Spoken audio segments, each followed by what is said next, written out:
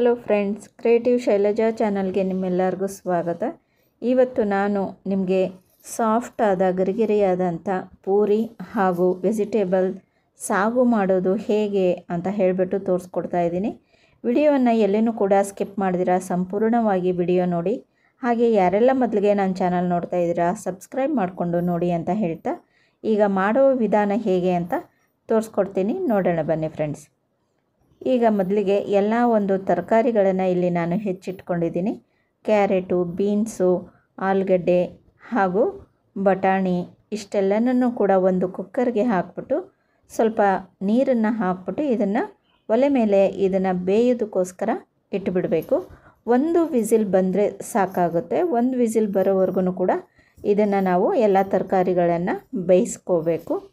ಇದೆಲ್ಲನೂ ಕೂಡ ಬೆಂದಾಗಿದ ನಂತರ ಆಮೇಲೆ ನಾವು ಇದಕ್ಕೆ ಒಗ್ಗರಣೆಯನ್ನು ಹಾಕ್ಕೋಬೇಕಾಗುತ್ತೆ. ಹೇಗೆ ಒಗ್ಗರಣೆ ಹಾಕೋದು ಅಂತ ಹೇಳಿಬಿಟ್ಟು ಇದು ಕುದ್ದಿದಾಗಿದ ನಂತರ ನಾನು ತೋರಿಸ್ಕೊಡ್ತೀನಿ. ಈಗ ನೋಡಿ, ಒಂದು ವಿಸಿಲ್ ಬಂದರೆ ಸಾಕು. ಎಲ್ಲ ನೀಟಾಗಿ ಚೆನ್ನಾಗಿ ಕುದ್ದಿರುತ್ತೆ. ನೋಡಿ, ಒಂದು ವಿಸಿಲ್ ಆಯಿತು. ಎಲ್ಲ ತರಕಾರಿಗಳು ಕೂಡ ನೀಟಾಗಿ ಚೆನ್ನಾಗಿ ಕುದ್ದಿದೆ. ಈಗ ಅದಕ್ಕೆ ಒಗ್ಗರಣೆಯನ್ನು ಹಾಕ್ತಾಯಿದ್ದೀನಿ. ನೋಡಿ, ಇಲ್ಲಿ 3 ಸ್ಪೂನಷ್ಟು ಎಣ್ಣೆಯನ್ನು ಹಾಕ್ಕೊಳ್ತಾ ಇದ್ದೀನಿ ನಾನು. ಅದಕ್ಕೆ 1 ಸ್ಪೂನು ಸಾಸಿವೆ ಹಾಗೂ ಜೀರಿಗೆಯನ್ನು ಹಾಕ್ತಾಯಿದ್ದೀನಿ. ಹಾಗೆ ಕರಿಬೇವು, ಈರುಳ್ಳಿ ಕೂಡ ಒಗ್ಗರಣೆಗೆ ಹಾಕ್ಕೊಳ್ತಾ ಇದ್ದೀನಿ. ಆಮೇಲೆ ಸಣ್ಣದಾಗಿ ಹೆಚ್ಚಿಟ್ಕೊಂಡಿರೋವಂಥ ಮೆಣಸಿನ್ಕಾಯಿನೂ ಕೂಡ ಹಾಕ್ತಾಯಿದ್ದೀನಿ. ಒಂದು 10 ಮೆಣಸಿನ್ಕಾಯಿನ ತೊಗೊಂಡಿದ್ದೀನಿ ಇಲ್ಲಿ ನಾನು. ಇದೆಲ್ಲನೂ ಕೂಡ ಎಣ್ಣೆಯಲ್ಲಿ ಚೆನ್ನಾಗಿ ಫ್ರೈ ಮಾಡಬೇಕು. ಇದೆಲ್ಲ ಸ್ವಲ್ಪ ಫ್ರೈ ಆಗಿದ ನಂತರ 2 ಏಲಕ್ಕಿ ಹಾಕ್ಬಿಟ್ಟು ಶುಂಠಿ ಬೆಳ್ಳುಳ್ಳಿ ಪೇಸ್ಟನ್ನು ಕೂಡ ಹಾಕಿ 4 ಲವಂಗ ಹಾಗೂ 4 ಮೆಣಸು ಕೂಡ ಈ ಒಂದು ಒಗ್ಗರಣೆಗೆ ಸೇರಿಸ್ಬಿಟ್ಟು ಅದನ್ನು ಕೂಡ ಎಣ್ಣೆಯಲ್ಲಿ ಫ್ರೈ ಮಾಡಬೇಕು. ಈರುಳ್ಳಿ ಎಲ್ಲ ಕೆಂಪಾಗಿದ ನಂತರ ಅದಕ್ಕೆ ಟೊಮಟೊವನ್ನು ಸೇರಿಸ್ಕೊಂಡು ಟೊಮಟೊ ಕೂಡ ಎಣ್ಣೆಯಲ್ಲಿ ಚೆನ್ನಾಗಿ ಫ್ರೈ ಮಾಡ್ಕೋಬೇಕು. ಈಗ ಅರ್ಧ ಸ್ಪೂನಷ್ಟು ಅರಿಶಿನವನ್ನು ಸೇರಿಸ್ಕೊಳ್ತಾ ಇದ್ದೀನಿ. ಇವಾಗ ಕುದ್ದಿರೋಂಥ ತರಕಾರಿ ಎಲ್ಲನೂ ಕೂಡ ಈ ಒಂದು ಒಗ್ಗರಣೆಗೆ ಸೇರಿಸ್ಕೊಳ್ಳೋಣ. ರುಚಿಗೆ ತಕ್ಕಷ್ಟು ಉಪ್ಪನ್ನು ಕೂಡ ಇಲ್ಲಿ ಸೇರಿಸ್ಕೋಬೇಕು. ಅದನ್ನು ಕೂಡ ಬಿಸಾಕೋದು ಬೇಡ. ಇದೆಲ್ಲ ಸ್ವಲ್ಪ ಎಣ್ಣೆಯಲ್ಲಿ ಫ್ರೈ ಆದಮೇಲೆ ಆ ಒಂದು ನೀರನ್ನು ಕೂಡ ಇದಕ್ಕೆ ಸೇರಿಸ್ಕೊಂಡು ಅದಕ್ಕೆ ಒಂದು ಸ್ವಲ್ಪ ಗರಂ ಮಸಾಲ ಹಾಗೆ 1 ಸ್ಪೂನು ಅಚ್ಚ ಖಾರದ ಪುಡಿಯನ್ನು ಕೂಡ ಸೇರಿಸ್ಕೊಂಡು ಈಗ ಎಲ್ಲ ಕಡೆಗೂ ಚೆನ್ನಾಗಿ ಇದನ್ನು ಮಿಕ್ಸ್ ಮಾಡಿಬಿಟ್ಟು ಮುಚ್ಚಿ ಇಟ್ಬಿಡಬೇಕು. ಅದು ಚೆನ್ನಾಗಿ ಬೇಯುತ್ತೆ.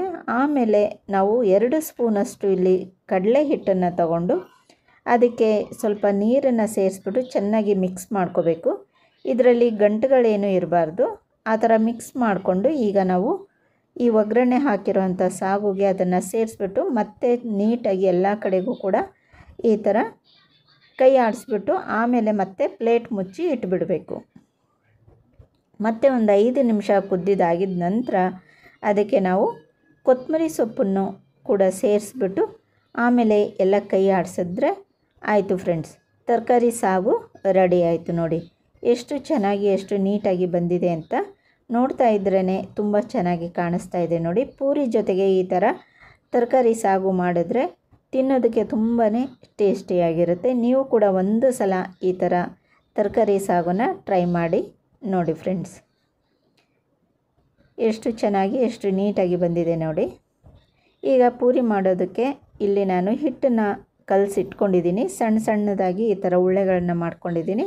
ಇದನ್ನು ಒಂದು ಪೇಪರ್ ಮೇಲೆ ಅಂದರೆ ಪ್ಲಾಸ್ಟಿಕ್ ಮೇಲೆ ಇಟ್ಕೊಂಡು ಇವಾಗ ಸಣ್ಣದಾಗಿ ಹೊಸಿತಾ ಇದ್ದೀನಿ. ನೋಡಿ, ಈ ಥರ ಇಷ್ಟು ದಪ್ಪ ಇದ್ದರೆ ಸಾಕಾಗುತ್ತೆ. ತುಂಬ ಜಾಸ್ತಿ ದಪ್ಪನೂ ಮಾಡೋಕ್ಕೆ ಹೋಗಬಾರ್ದು ಪೂರಿಗೆ, ಹಾಗೆ ಸಣ್ಣದಾಗಿನೂ ಕೂಡ ಇರಬಾರ್ದು.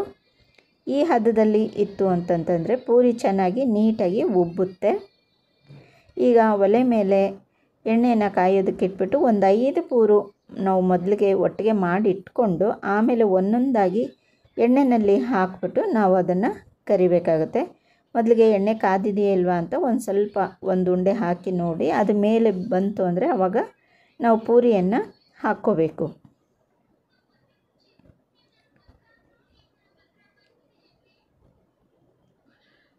ಈಗ ನೋಡಿ, 2 ಸೈಡು ಕೂಡ ಒಂದು ಸ್ವಲ್ಪ ಕೆಂಪು ಬರೋವರೆಗೂ ಕೂಡ ನಾವು ಕರೆದ್ರೆ ಸಾಕಾಗುತ್ತೆ. ತುಂಬ ಚೆನ್ನಾಗಿ ನೀಟಾಗಿ ಉಬ್ಕೊಂಡು ಬರುತ್ತೆ ಪೂರಿ. ಎಷ್ಟು ಚೆನ್ನಾಗಿ ಉಬ್ತಾ ಇದೆ ನೋಡಿ. 2 ಸೈಡು ಕೂಡ ಚೆನ್ನಾಗಿ ಇದು ಪೂರಿ ಕರೆದಿದ್ದಾಗಿದ ನಂತರ ಆಮೇಲೆ ಇದನ್ನು ನಾವು ಒಂದು ಪ್ಲೇಟ್ಗೆ ತೆಕ್ಕೊಳ್ಳೋಣ. ಎಲ್ಲ ಪೂರಿಗಳು ಅಷ್ಟೇನೆ ಇದೇ ಥರ ನಾವು ಒಂದೊಂದಾಗಿ ಬಿಟ್ಟು ಒಂದೊಂದಾಗಿ ಕರ್ಕೋಬೇಕು. ನಾವು ಹಾಕಿದ ತಕ್ಷಣ ಅದಕ್ಕೆ ಏನು ಮುಟ್ಟಕ್ಕೆ ಹೋಗಬಾರ್ದು, ಆವಾಗ ಅದು ತಾನೇ ಚೆನ್ನಾಗಿ ಉಬ್ಬುತ್ತೆ ಪೂರಿ.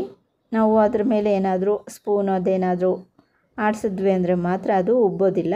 ಇಲ್ಲಿ ನೋಡಿ, ಹಾಕಿದ ತಕ್ಷಣ ಹಾಗೆ ಬಿಟ್ಟಿದ್ದೀನಿ, ಎಷ್ಟು ನೀಟಾಗಿ ಉಬ್ತಾ ಇದೆ ಅಂತ ಪೂರಿ. ತುಂಬ ಚೆನ್ನಾಗಿ ಬರುತ್ತೆ ಈ ಥರ ಮಾಡಿಕೊಂಡ್ರೆ ಪೂರಿ. ಬೆಳಗಿನ ಬ್ರೇಕ್ಫಾಸ್ಟ್ಗೆ ಈ ಥರ ಒಂದು ಪೂರಿ, ಇದಕ್ಕೆ ಕಾಂಬಿನೇಷನು ತರಕಾರಿ ಸಾಗು ಮಾಡಿಕೊಟ್ರೆ ಮನೆಯವರೆಲ್ಲರೂ ಕೂಡ ತುಂಬ ಇಷ್ಟಪಟ್ಟು ತಿಂತಾರೆ ಫ್ರೆಂಡ್ಸ್. ತುಂಬಾ ಚೆನ್ನಾಗಿರುತ್ತೆ, ಒಳ್ಳೆ ಕಾಂಬಿನೇಷನು ಪೂರಿಗೂ ಹಾಗೂ ತರಕಾರಿ ಸಾಗುಗೂ ಕೂಡ. ತರಕಾರಿ ಸಾಗು ತುಂಬಾ ಸುಲಭವಾದ ರೀತಿಯಲ್ಲಿ ಇವತ್ತು ನಾನು ನಿಮಗೆ ಮಾಡಿ ತೋರಿಸಿದ್ದೀನಿ. ಈ ಒಂದು ವಿಡಿಯೋ ನಿಮಗೆ ಹೇಗೆ ಅನ್ನಿಸ್ತು ಅಂತ ಹೇಳಿಬಿಟ್ಟು ನನಗೆ ಕಮೆಂಟ್ಸ್ನಲ್ಲಿ ತಿಳಿಸಿ ಫ್ರೆಂಡ್ಸ್. ಈ ಒಂದು ವಿಡಿಯೋ ನಿಮಗೆ ಇಷ್ಟ ಆದರೆ ಲೈಕ್ ಮಾಡಿ, ಶೇರ್ ಮಾಡಿ, ಹಾಗೆ ನನ್ನ ಚಾನಲ್ನ ಸಬ್ಸ್ಕ್ರೈಬ್ ಮಾಡ್ಕೊಳ್ಳಿ ಅಂತ ಹೇಳ್ತಾ ಇಷ್ಟೊತ್ತರೆಗೂ ವಿಡಿಯೋ ನೋಡಿದ್ದಕ್ಕೆ ಧನ್ಯವಾದಗಳು. ನಮಸ್ಕಾರ ಫ್ರೆಂಡ್ಸ್.